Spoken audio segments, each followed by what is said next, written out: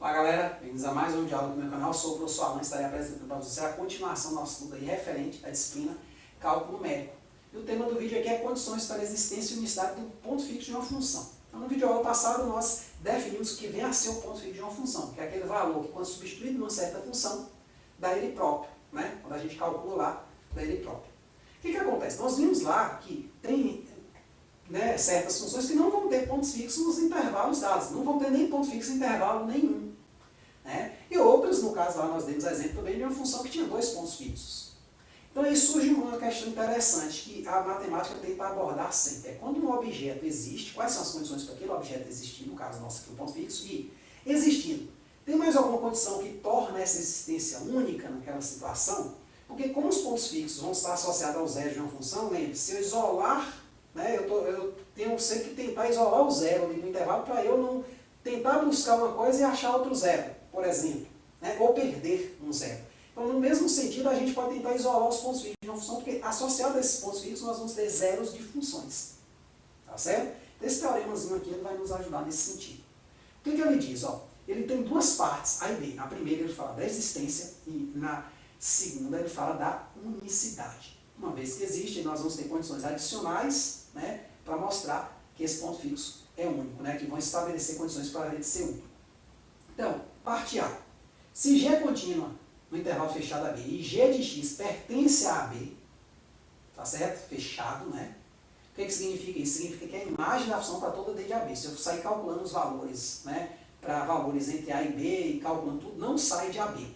Para todo X pertencer a AB, então G tem um ponto fixo em AB. Pronto, existência está aí. Pede o quê? Condição. Continuidade e imagem dentro do intervalo. Se adicionalmente G é diferenciável em AB, ou seja, agora no aberto, e existe uma constante K positiva menor que 1, tal que o módulo da derivada desta função G seja menor ou igual que K, para todo X pertencente a B, então o ponto fixo em AB é único. Então, item A estabelece a existência, no item B você adiciona o que você viu no item A e você tem que esse objeto que existe, caso essa outra condição ocorra, essas duas condições vinham ser diferenciadas e ser limitada por 1, que esse ponto fixo vai ser único. Olha que legal. Então, vamos ali para o quadro para a gente entender essa demonstração, tá certo? Eu coloquei ali um esquemazinho dela, tá certo? Aqui estão as hipóteses, G ser contínua, a imagem está aqui dentro para todo X em AB, e na tese nós temos que vai existir um P pertencente a esse intervalo fechado AB, tal que G de P é P, ou seja, que ele é o ponto fixo da função G. E no item B, se nós adicionarmos tudo que foi dito no item A e ainda tiver uma constante K positiva, onde o módulo da derivada de G seja menor ou igual que esse K para todo X em AB, então esse P que nós temos garantido, que existe pelo item A, ele vai ser único. Tá certo? Então vamos ali para o quadro. Então, gente, olha, aí as hipóteses foram passadas ali. Então vamos começar demonstrando a parte A. Então o que acontece? Na parte A, eu vou fazer uma construção. Vou escrever aqui, direitinho. Eu vou fazer uma construção de uma certa função para me ajudar nessa tarefa. Mas antes eu tenho que estudar alguns casos, um caso óbvio, que é o seguinte. Como o meu ponto fixo ele pode estar em A e em B, qual é a condição para ele estar em A ou estar em B? É uma condição óbvia que é o seguinte, e ela acaba nossa demonstração. Então a gente vai considerar a outra parte, que é o ponto fixo caindo aqui dentro. Mas vamos lá. Se G de A igual a A ou G de B igual a B, acabou. Não tem o que fazer. Já achei o ponto fixo. Porque pode ser que ele ocorra logo nas pontas. Porém, se ele não ocorrer nas pontas, vamos botar assim, caso contrário,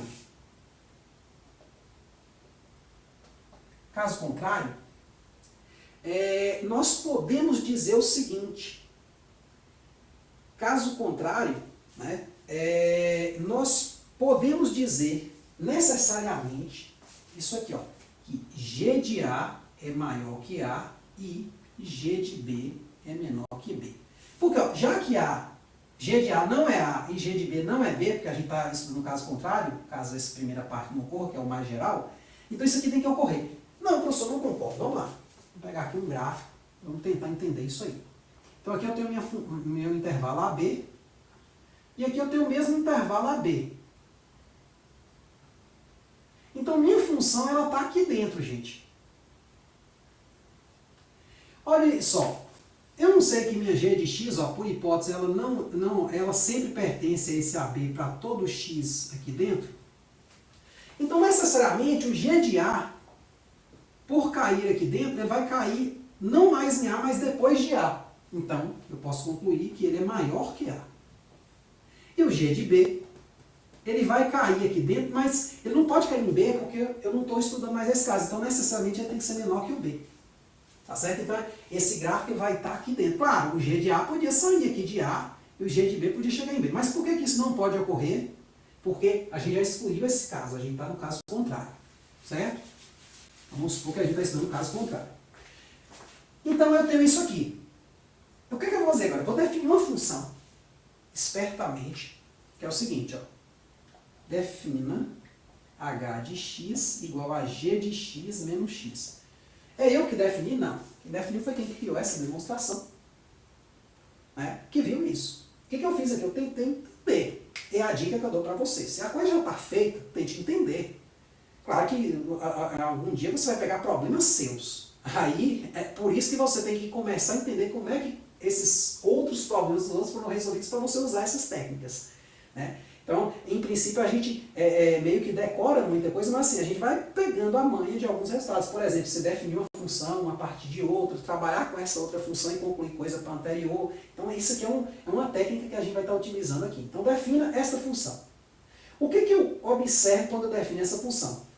Né? Eu observo o seguinte. Então, ó, note que... E aí vocês vão entender que tudo se liga a um primeiro resultado que nós vimos no vídeo aula passado. Note que h de x é contínua em AB. E, duas coisinhas. Se eu pegar isso aqui, ó, h de A vai ser g de A menos A. Mas isso aqui, gente, é o que? Ao passar para cá é positivo. Então, h de A é positivo. E h de B é quem? G de B menos B. Mas passo o B para cá, ó, G de B menos B fica negativo. Ou seja, ocorreu uma mudança de sinal. Então, o que nós podemos concluir desta mudança de sinal? Como a H é contínua e ela muda de sinal em A e B, ou seja, dentro do intervalo AB, então existe um zero desta função H nesse intervalo. Então, ó, pelo teorema 1, eu acho que é esse, né? Existe P pertencente a AB tal que G de P, G não, H de P dá zero. Professor, mas eu quero achar o ponto fixo da função G, você não se perdeu não? Calma lá. Então, assim, a gente pode ver o seguinte, ó, assim, né, no decorre do que foi dito que H de P ser zero, isso equivale a dizer que G de P menos P deu zero. Né? Porque H de P é o quê? Bota P aqui e aqui. G de P menos P. Só que eu posso passar o P para o lado de cá. Ou seja, o zero desta função H, espertamente definida por quem fez a demonstração, né, é o ponto fixo da função G. Tá certo? Então assim a gente prova que existe. Ou seja, eu usei as duas condições fortemente. Dela ser contínua para eu poder usar o teorema e da G ter imagem aqui dentro para eu poder usar essas duas desigualdades aqui para mostrar a mudança de sinal. Tá certo? E aí nos resta ir para o item B. No item B ele fala o seguinte. Adicionalmente é o seguinte, pegue tudo que está em A, essas duas condições, e acrescente mais essa, que é existir um K menor que 1, tal que a derivada seja menor ou igual que esse cara, ou seja, a minha função está numa faixa, depois eu vou falar disso no GeoGebra, tá certo? Vou dar um exemplo lá, vai ficar um pouco mais claro isso aqui. Né? Esteja dentro de uma faixa limitada por 1, para todo x aqui, entre A e B, aberto. Então esse P vai ser único. A gente já mostrou que existe, agora vamos mostrar que se tiver essa condição ele vai ser único. Então, gente, olha, o que acontece? existe uma técnica de demonstração em matemática. Uma demonstração em matemática, vamos fazer um resuminho aqui, porque eu vou usar uma técnica aqui que ela não é muito comum de quem não faz o curso de matemática. Mas eu considero que seria uma técnica interessante para quem está nas áreas aí de física, né, engenharias, né, que mexe muito com matemática. É interessante você entender, porque às vezes, né, você vai buscar o porquê de alguma coisa e aí tem uma técnica dessa e você fica sem entender nada. Então, dentre as técnicas de demonstração, existe uma demonstração chamada suposição por absurdo. Normalmente um teorema em matemática é assim: eu tenho aqui a hipótese e vou, através de resultados e definições anteriores, partir daqui e chegar aqui. Existe uma técnica matemática que diz o seguinte, que eu posso partir da negação da tese, é o único caso onde a gente tenta usar a tese, na verdade a gente não usa a tese, a gente usa a negação da tese e constrói um absurdo matemático. Ou seja, supor que a tese não é verdadeira, claro, a gente pode usar elementos da hipótese, né? Supondo que a tese não é verdadeira, que ela é falsa, usando elementos da hipótese, a gente constrói um absurdo matemático. Por exemplo, um absurdo matemático podia dizer que 2 é ímpar, 3 é menor que 3. Como assim? 3 é menor que 3? Não, 3 é igual a 3. Então, esse tipo de coisa que a gente vai produzir. Então, isso que é chamado de técnica de demonstração por redução ao absurdo. Se você tem interesse nesses temas, tem uma playlist aí no meu canal onde eu falo sobre essas questões envolvendo demonstrações, que são o que é uma definição, o que é um axioma, o que é um teorema, o que é uma proposição, o que é um lema, o que é um corolário, o que é uma demonstração por absurdo, o que é uma demonstração por indução matemática, uma demonstração por construção. Né? Então, assim, tem uma série de demonstrações, né? Por absurdo, inclusive é uma delas, né? Por contraposição, que parece muito por absurdo, mas é mais específica, né? Então, lá eu falo sobre esse tema. Então, se você tiver alguma dúvida, você pode ir lá na playlist e vai logo direto nessa técnica aqui. Beleza? Então, o nome da playlist é Técnicas de Demonstração em Matemática. Então, gente, ó, vamos fazer o seguinte. Suponhamos, por absurdo, a gente já começa ela assim, né? Que existam P, Q, pontos fixos de G com P diferente de Q. Claro que PQ estando em AB, né? PQ pertencentes a AB. Ou seja, eu estou lhe dizendo que tem mais de um. Só fiz para 2, porque com 2 já vai dar problema, então com 3, com 4, com mais de um vai dar problema. Então eu tenho 2 pontos fixos lá. Ou dentre os que eu acho que eu tenha mais de um, eu pego 2. Tá certo? Então, o absurdo aqui está o quê? Porque eu estou querendo mostrar que é único, então eu já neguei a tese.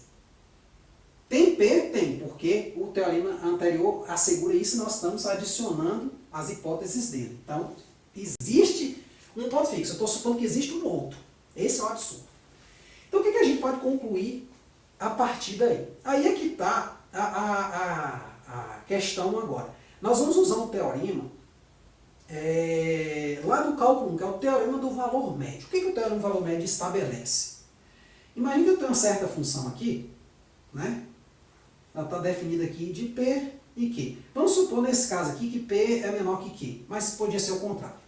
Então, se eu pegar aqui a reta que passa por P, F de P, esquece um pouco a G, né? Não, vou botar G, né? Estamos usando a letra G, né?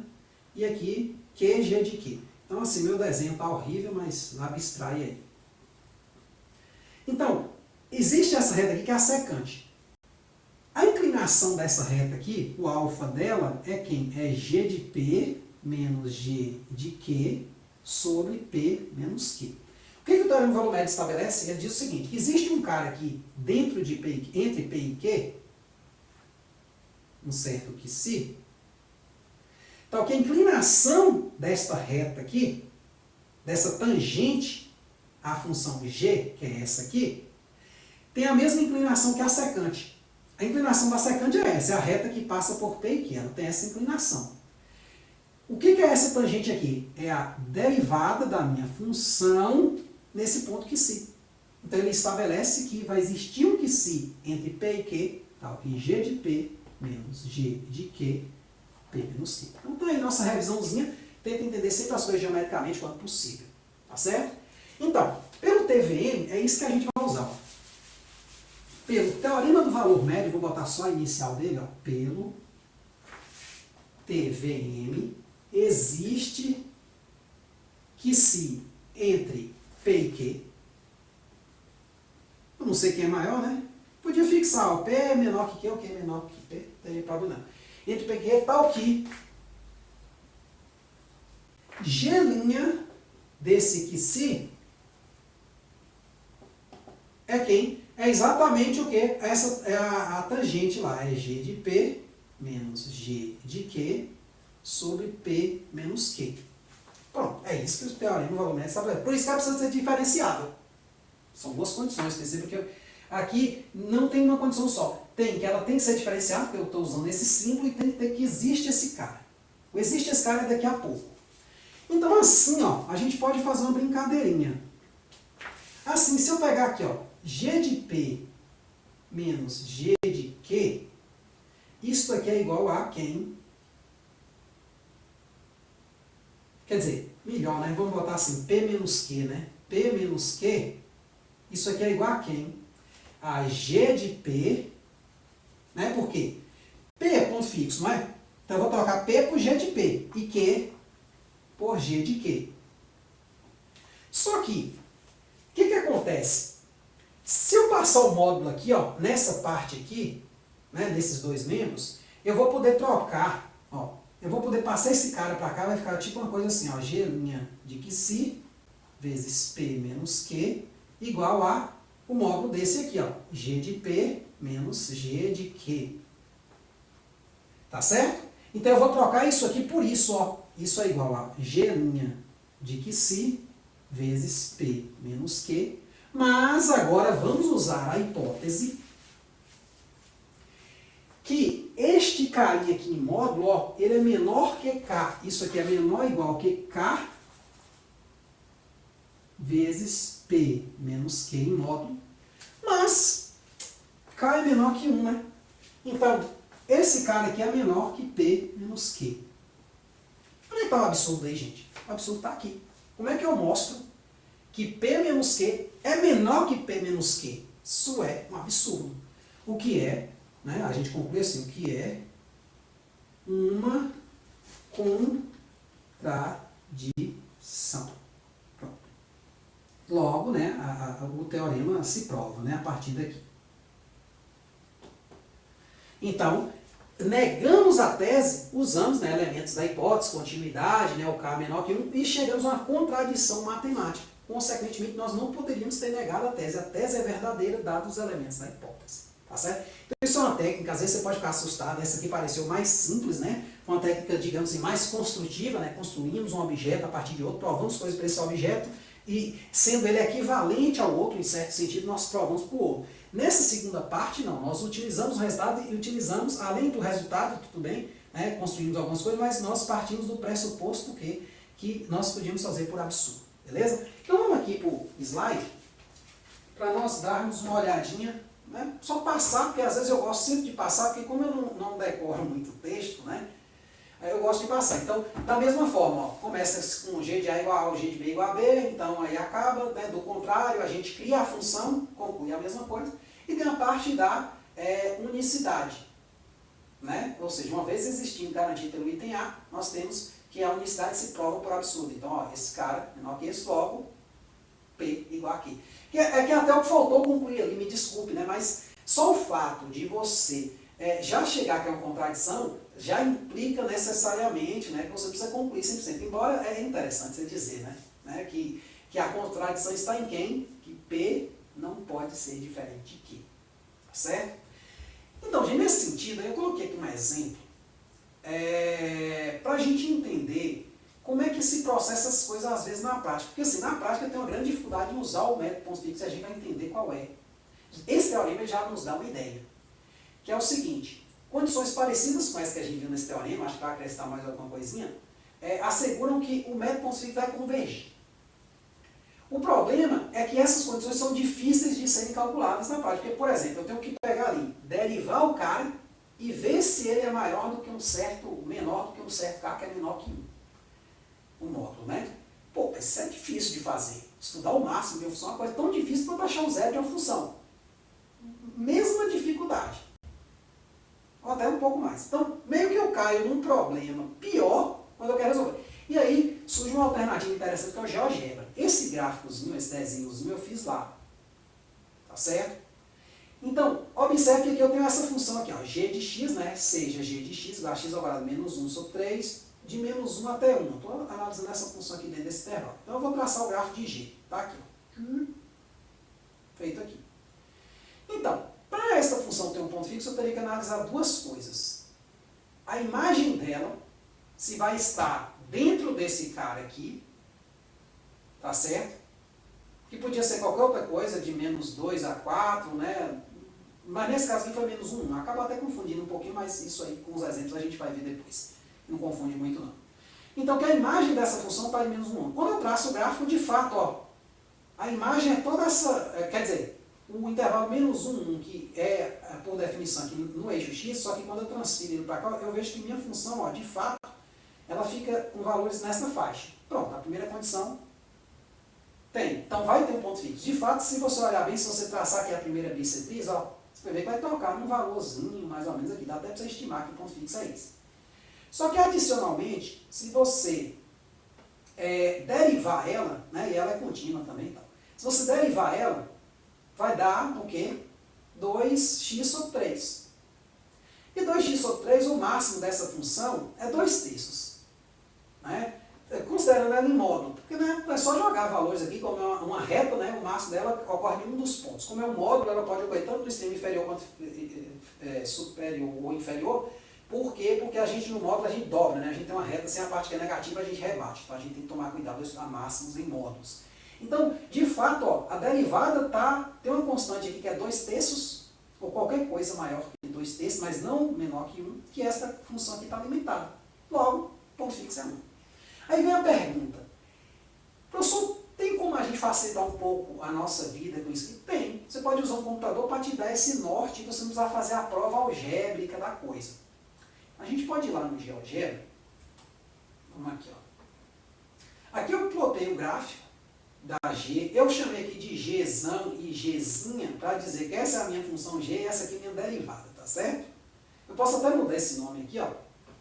Então vou botar aqui G e aqui eu vou chamar de DG. Pronto, melhora. Pronto. Então, G é a sua derivada. E escrevi essas funções, né, no intervalo menos 1, 1, pronto. Então, observe uma coisa interessante. Vou dar um zoom aqui para a gente enxergar melhor. Olha só. O meu AD é de menos 1 até 1. Significa que esse menos 1 ele é um pouco diferente do outro que eu vou falar daqui a pouco. Ele é meu A e meu B. Por azar aqui, eu acho que o exemplo não ficou tão bem escolhido, mas tudo bem, mas vamos lá.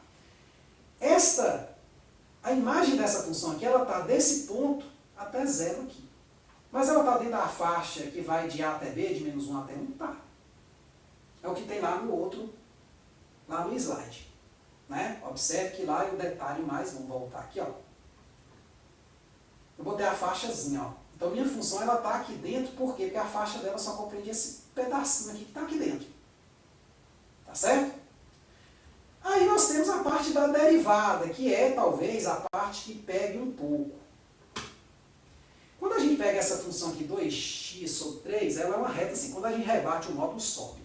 Mas observe que essa função, ela não vai passar nem de 1, nem de menos 1. Por quê?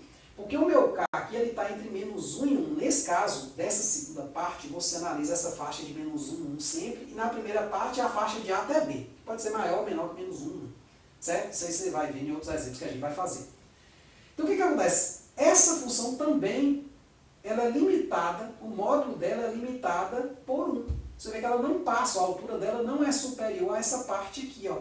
Então, perceba que, geometricamente, quando a gente tem um software para esboçar o gráfico, é mais fácil. Se não, gente, a gente tem que mostrar algebricamente. Eu até tenho um exemplo, né? Não sei se eu vou chegar a fazer aqui nos vídeos, mas provavelmente eu vou acrescentar. Não sei se eu vou acrescentar por agora ou não. Mas assim, que você começa a fazer e você chega na parte de ver as condições, que é a função ser diferenciável e tá, né, a derivada está entre menos 1 e 1, ou seja, o módulo dela ser menor que 1, e ver que a imagem da função g está dentro, né, do intervalo AB também, essas coisas são difíceis, mas aí você pode usar a ferramenta para te ajudar. Ah, professor, mas na prova não vou poder usar uma coisa dessa, professor não lê. Não, mas na prova o professor vai passar uma que dê para fazer sem o software. Só que se eu pegar uma função cavernosa aqui, você só vai fazer desse jeito, velho. Nem esqueça a parte algébrica, você vai fazer ali no olhômetro. Claro, se você precisar de um resultado mais formal, né? Aí é outra história, aí você vai ter que dar seu jeito. Ah, professor, eu estou demonstrando minha tese de doutorado. Fazer o quê, meu filho? Aí você vai ter que provar da mão mesmo, algebricamente. Você pode usar o gráfico para falar, olha, o que eu estou querendo provar é verdade, mas eu preciso provar ainda. Né? Ou pelo menos ter um indício que seja verdade. Né? Eu não posso falar que é verdade antes de provar, né? É uma tese. Né? Pô. E aí, pronto, você vai nesse sentido utilizar isso aqui como uma ferramenta mais visual, para então você formalizar se for preciso. Se não, você só está lá fazendo um cálculo para usar lá no experimento e tal, mas né, você confia que pô, não precisa detalhar demais, então você pode usar essa ideia aqui. Então você pode usar o GeoGebra para traçar tanto o gráfico da função como o módulo da derivada e ver as faixas, se eles estão na faixa, primeiro da função de A até B, que no caso que coincidiu com menos 1, infelizmente, e o outro que se está sempre na faixa menos 1, 1. Beleza? Então, é isso aí, espero que tenha entendido. Né?